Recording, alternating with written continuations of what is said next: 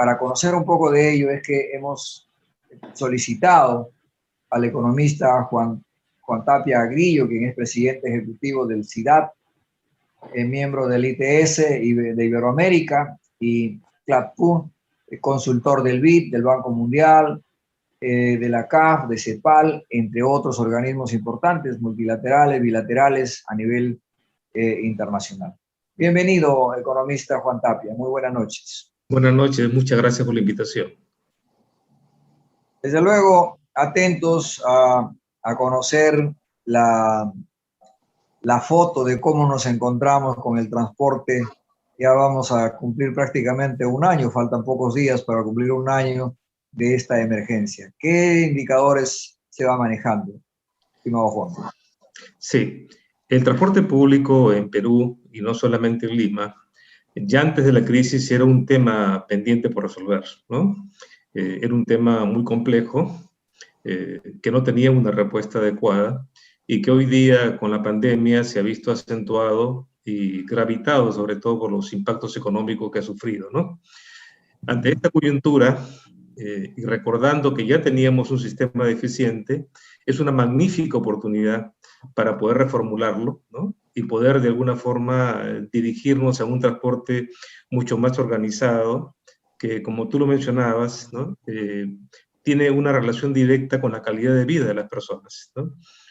Hoy América Latina y especialmente las ciudades que nos colindan, ¿no? En las fronteras, han avanzado muchísimo, ¿no? Si nosotros nos fijáramos, por ejemplo, como referencia en Santiago de Chile, donde incluso ya están probando un vehículo autónomo, ¿no? Sin chofer. Si encontramos vehículos eléctricos, vehículos a gas, ¿no? Indudablemente nos llama la atención, ¿no? En el caso de Ecuador, por ejemplo, en ciudades como Guayaquil, que no es la capital, pero sin embargo tiene un BRT bastante eficiente, ¿no? Y una cosa en particular es que encontramos que en una misma área geográfica tienen el aeropuerto, el terminal terrestre y el terminal de buses, ¿no? Todo en un conglomerado, lo que sería un hub de movilidad, ¿no? Y hoy día, por ejemplo, Quito ya tiene un tren eléctrico, ¿no? Y tiene un transporte definitivamente, para quienes conocen Quito, una ciudad mucho más organizada que Lima, ¿no? Siendo una ciudad, si es bien cierto, más pequeña, tiene un trolebús desde los años 90, tiene un sistema de vehículos eléctricos, ¿no? Tiene un sistema de buses mejor organizado que Lima, y Lima y el país en general, ¿no? Y si hablamos de Bogotá y sus ciudades principales, como puede ser en Colombia, Cali, Medellín, Cartagena de India, ¿no? O, digamos, es realmente impresionante lo que se consiguió, especialmente en Medellín, donde podemos encontrar una línea de metro, teleféricos, buses, ¿no? Y hay buses a gas, buses eléctricos. Es una ciudad muy inclusiva y donde la calidad de vida es sumamente importante. Quizás acá solamente para tocarles un aspecto que tú mencionaste, Rómulo, y es el siguiente. Por dar un ejemplo, ¿no? El Perú es un país que sobrepasa los 33 millones de habitantes, y sin embargo tiene, por ejemplo, una sola oficina de lo que hoy día se conoce como la empresa de negocios más grande en el mundo, ¿no? Que es McKinsey, ¿no? Colombia tiene una en Bogotá y adicionalmente tiene una oficina en Medellín. Mucho el peso de Medellín es tan grande que merece que una empresa de negocios, la más grande del mundo, tenga una oficina particularmente impuesta en sus territorios. ¿Esto qué nos está diciendo? Que las ciudades hoy día en el mundo compiten. Y si nuestras ciudades no se preparan realmente para competir en el mundo, lógicamente el turista futuro, ¿no? Los futuros inversores se van a ir a aquellas ciudades que ofrecen todas las cualidades para poder desarrollar, ¿no? Hoy día, por ejemplo, Santiago de Chile está recurriendo al Internet satelital, con lo cual no necesita cables, no necesita antenas, ¿no? Y directamente del satélite, con un receptor en tierra, puede transmitir a los lugares más lejanos del territorio Internet. Entonces, esto nos está diciendo que hay que despertar.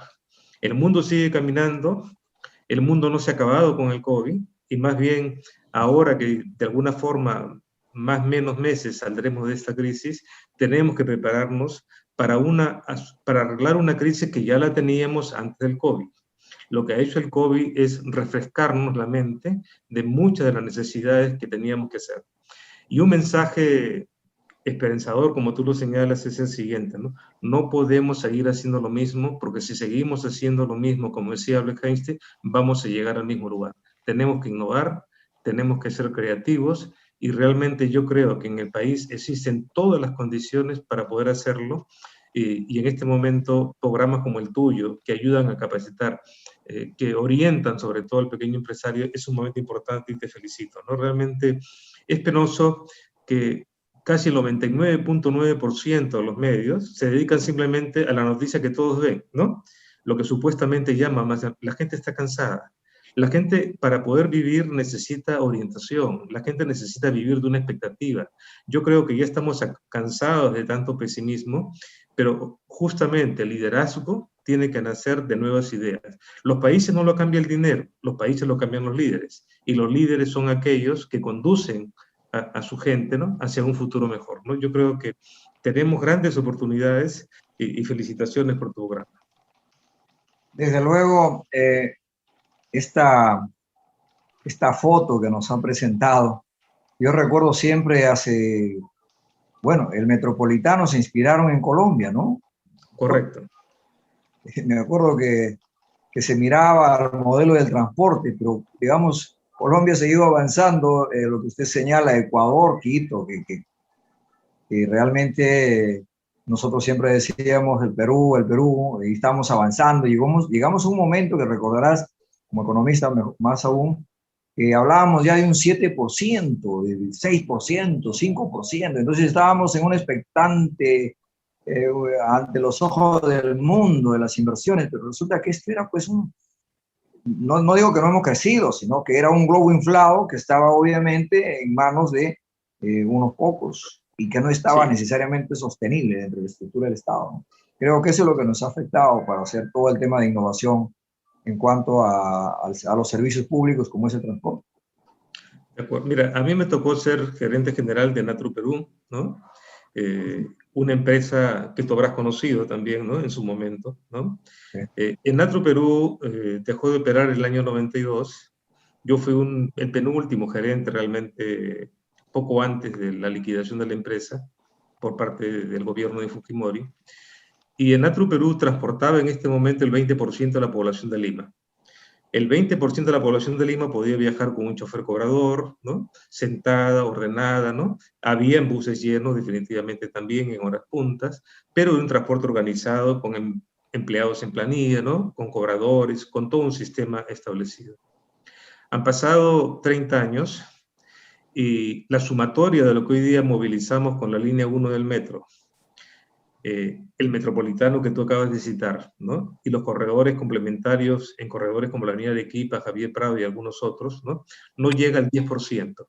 Esto quiere decir, si hace 30 años el 20% de la población podía viajar adecuadamente en buses articulados, Lima hace 30 años tenía 500 articulados. Han pasado 30 años y los únicos articulados que existen son del metropolitano y que no llegan más de 300. ¿No? Esto quiere decir, en pocas palabras, hemos involucionado, hemos retrocedido en el tiempo, ¿no?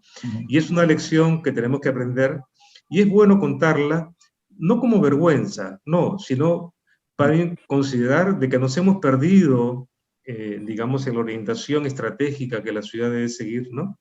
Y de alguna forma tenemos que pensar en las soluciones, ¿no? Yo creo que el solo pensar en el problema no es suficiente, ¿no? Tenemos que pensar en soluciones. Yo he tenido la oportunidad, como tú lo señalas, en trabajar en 13 países del mundo. Aproximadamente son 35 ciudades del mundo que he trabajado en 20 años de consultoría. Y lo cierto es que cuando tú ves a nuestra querida Lima y ves esta fotografía que te recuerda a cada consultoría, lo que tú ves y observas, ¿no? Realmente te da nostalgia, ¿no? Encontrar, por ejemplo, que La Paz, en un tiempo récord, ha puesto en funcionamiento 9 rutas de teleférico, ¿no? Y que hoy día estas rutas de teleférico transportan 500.000 personas. Esto quiere decir, transportan más gente que la línea 1 del metro de Lima, ¿no? Y casi igual que el metropolitano, ¿no? Entonces te das cuenta de que de una forma más barata, con unas estaciones hermosísimas en Bolivia, si has tenido oportunidad de verlas, oír, ¿no? Y la rapidez con que te moviliza, porque las líneas van por el aire, ¿no? No tienes semáforo, no tienes obstáculos, no tienes nada, ¿no? Y hoy día Santiago de Chile está construyendo el teleférico del Bicentenario, que va de entre dos zonas empresariales, porque la congestión es muy alta y la arreglan o la solucionan a través de vía teleféricos y con un diseño moderno, europeo, muy hermoso realmente. Yo creo que esto nos lleva a la reflexión a todos, a más que mirarnos en los problemas, mirémonos en la capacidad que tenemos de crear soluciones, y es ahí donde programas liderantes como ustedes es un momento importante, Rómulo, y felicito a tu equipo y a ti, ¿no? Excelente, ahí las damas están atentas y listas para comentar y hacer sus preguntas. Sí, Adelante. Rómulo, lo que dice Juan Tapia Grillo es muy cierto. Justo estaba viendo un artículo, ¿no? La construcción de teleféricos para reducir la congestión vehicular en Lima.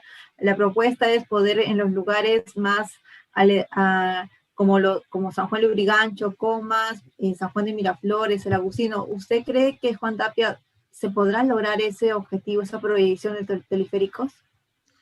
Ojalá se logre, ¿no? Porque es un sistema mucho más rápido, requiere poca expropiación porque el lugar que se requiere es solamente el espacio para que vaya a la antena, ¿no? Que soporta el paso de cable de teleférico, no requiere grandes áreas, ¿no? Y a su vez también hay que recordar que de acuerdo a un estudio de la Católica, 1/3 de la población de Lima, aproximadamente 3,5 millones, vive en los cerros, ¿no? Quizás cuando hablamos de San Juan del Lurigancho, uno se imagina San Juan del Lurigancho al mismo nivel del resto de la ciudad, y no es así. Cuando uno se va al centro de Lima y tuviera que llegar, por ejemplo, al pueblo joven Bayobar, ¿no? En la parte más alta de San Juan del Lurigancho, la altura en que está este pueblo son 2.200 metros sobre el nivel del mar, ¿no? Para darse una idea, ¿no? O quienes conocen Comas, por ejemplo, la avenida Puno, ¿no? O las avenidas colindantes, son pendientes muy pronunciadas y las personas no tienen cómo ir en bus porque simplemente el bus no puede subir por la pendiente, ¿no? En este sentido, si 1/3 de la población de Lima vive en cerros, de alguna forma el teleférico es una solución rápida y eficaz, ¿no? Esperemos que se pueda lograr. Adelante, Maribel. Maribel, ¿tú qué opinas, no? Eso nos va a ayudar a reducir tiempo. Interesante reflexión que nos da el ingeniero Juan Tapia. Nosotros aprendiendo cada día más de los profesionales que comparten sus experiencias. Y es motivador de repente ver a los países vecinos que están en experiencias ya de avance con respecto a posibles soluciones al tráfico tan terrible que ocurre en Lima. Bastante nos abre el panorama, nos abre las expectativas y ojalá se dé pronto y como consultor también muy buenos aportes. Gracias. ¿Qué se nos viene, digamos, a los años venideros para nuestro país, hablando de optimismo, hablando de, digamos, de las posibilidades de que se hagan inversión? Se destrabe un poco, Proinversión también, digamos, va lento para poder, digamos, agenciar, porque tenemos Proinversión, tenemos COFIDE, que deberían de ser los brazos más ágiles con la empresa privada, obviamente, pero siendo un brazo facilitador. ¿Qué es lo que visualizas hacia nuestro futuro en materia del transporte? Y no solo pensando en Lima, porque hay que mirar que las principales ciudades como Trujillo, Chiclayo, Piura, Arequipa también están en un crecimiento y la congestión también es notoria y la planta automotriz está, digamos, bastante deteriorada en la mayor parte de los casos. Uno de los temas que tú preguntas, ¿no? Es cuáles son las expectativas que tenemos, ¿no? Y en este contexto, cuando uno habla de expectativas, tiene que saber hacia dónde ir, ¿no?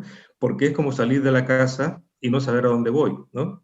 Indudablemente uno no puede tomar cualquier lugar, ¿no? Cualquier vehículo, siempre tiene que tener un destino, ¿no? Y lo que nos está sucediendo es que hemos perdido la noción de la falta de esta expectativa y en función de esto no sabemos a dónde ir, ¿no? Y es penoso porque hoy en día, por todo lo que hemos comentado, el mundo ha avanzado muchísimo, ¿no? Y nos hemos quedado atrapados en ideas del pasado, ¿no? Y es algo muy penoso, ¿no? Yo creo que tenemos que refrescar nuestra mente, sobre todo en crear una imagen objetivo a dónde queremos ir, ¿no? Por ejemplo, ¿no?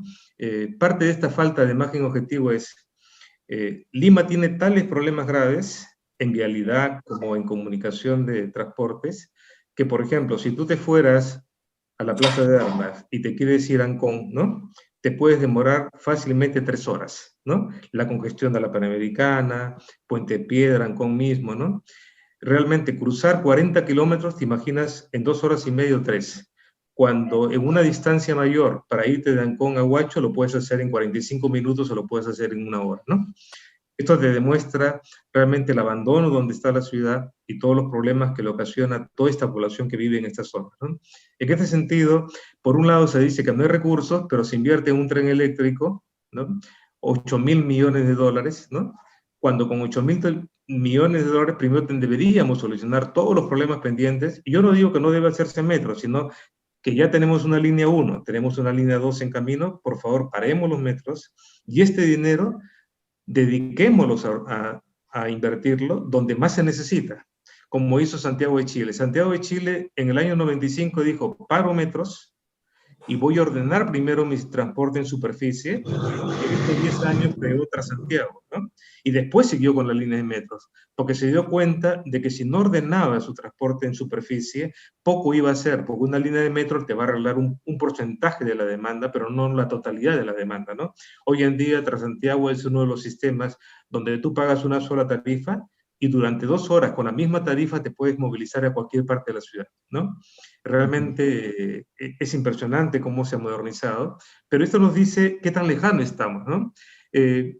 Muchas veces uno escucha, como tú señalas, a muchos técnicos, a muchos políticos, ¿no?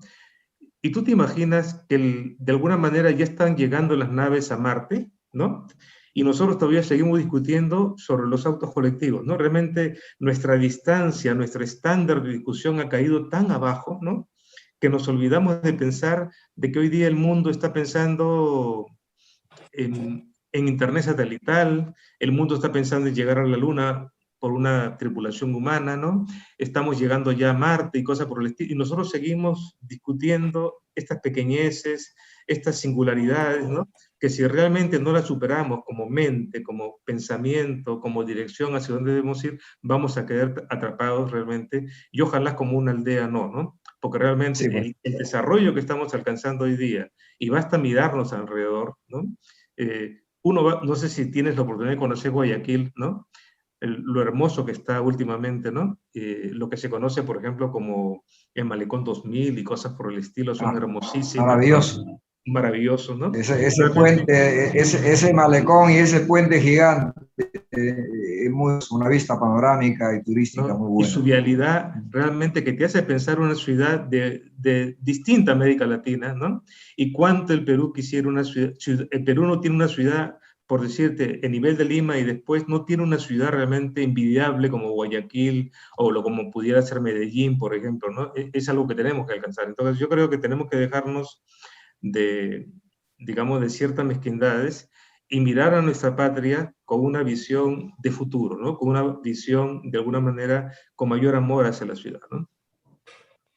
¿Qué opinas? En algún momento se hablaba del anillo vial metropolitano como una alternativa para descongestionar, ¿no? Partiendo de las alturas de Ancón, pues creo que pasaba o cerraba por Lurín, más o menos, o San Bartolo, y conectaba con la costanera, al Callao, al aeropuerto. ¿Qué opinas o qué información manejas al respecto? Sí, hay 2 obras ahí, ¿no? Está el periférico vial norte, que empieza en el Callao, pasa por la avenida Naranjal, San Juan del Urigancho, termina o continúa por la avenida Separador Industrial en Ate Vitarte, y finalmente, bajando por la avenida Separadora, cruza la vía de Evitamiento y llega a Javier Prado, ¿no?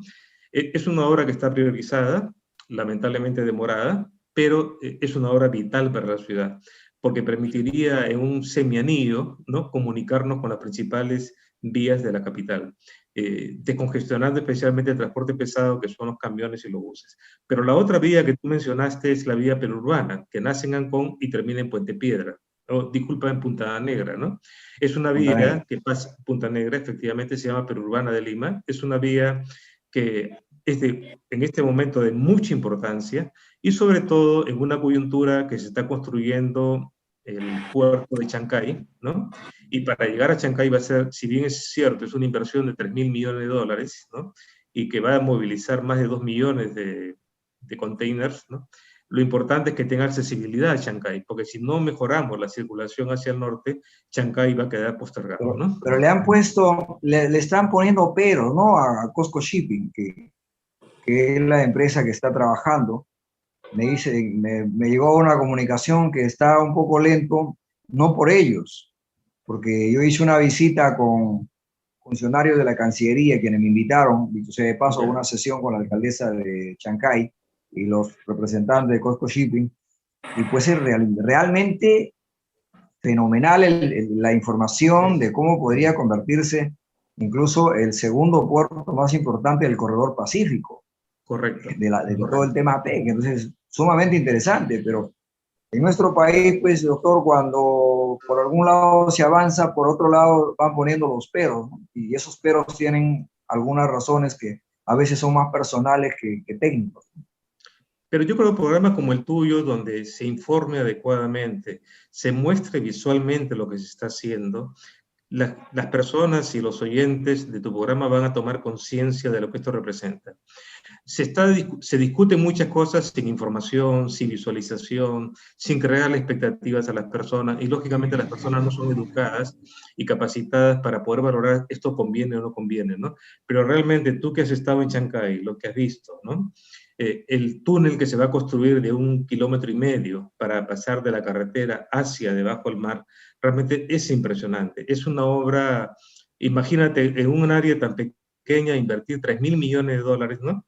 Para un nuevo puerto y toda la dinámica comercial que va a generar a la zona y sobre todo empleo para la población y también muchas pequeñas empresas y todo que tienen que brindar servicios, ¿no? No todos son grandes empresas en un puerto, ¿no? Y realmente va a ser magnífico, ¿no? En este sentido, sí, pues.